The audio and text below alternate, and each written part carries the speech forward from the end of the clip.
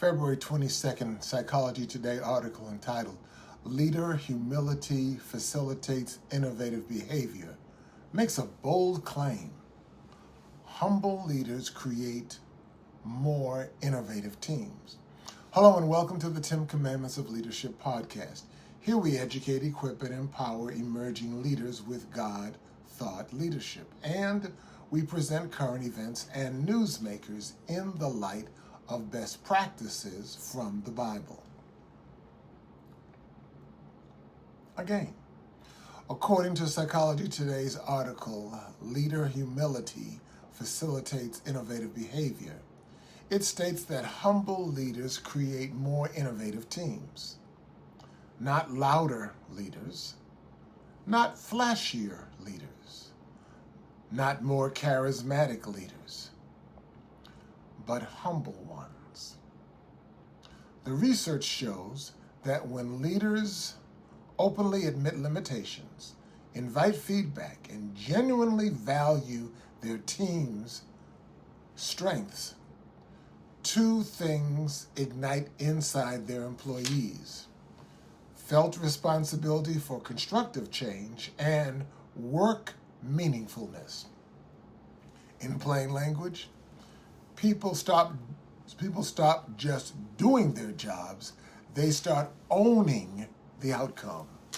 That's what Egoholism Recovering Core Step number 3 in action says. Active listening. But active listening doesn't start with the ears.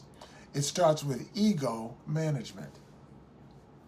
Modern leadership culture teaches us to project certainty, strength, control.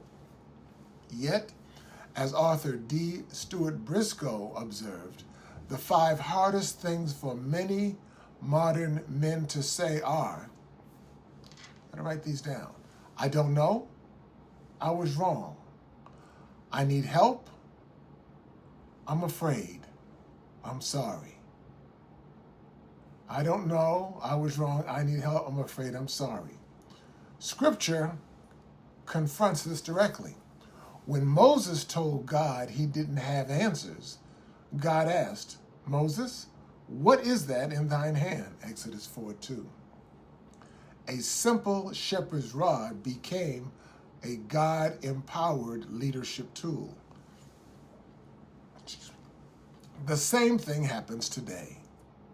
When leaders admit they don't have all the answers and then intentionally invite their silver medal leaders' subject matter expertise, chemistry begins.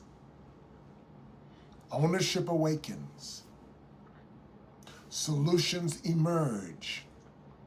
Which reminds me of one of my favorite listening stories.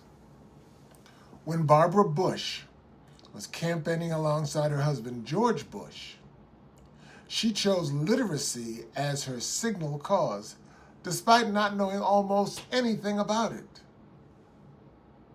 At one stop in Wisconsin, she was introduced to 45 literary experts who were eager to hear her speak. Instead, she asked a question.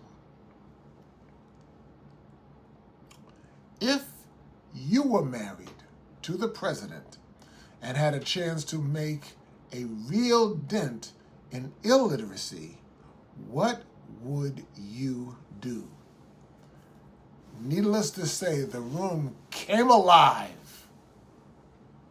Ideas poured out as Mrs. Bush learned a lasting leadership lesson. When in doubt, be quiet, listen, and let others talk. As communication expert Dorothy Leeds writes in her book, The 7 Powers of Questions, questions unlock people. And here's today's leadership mirror.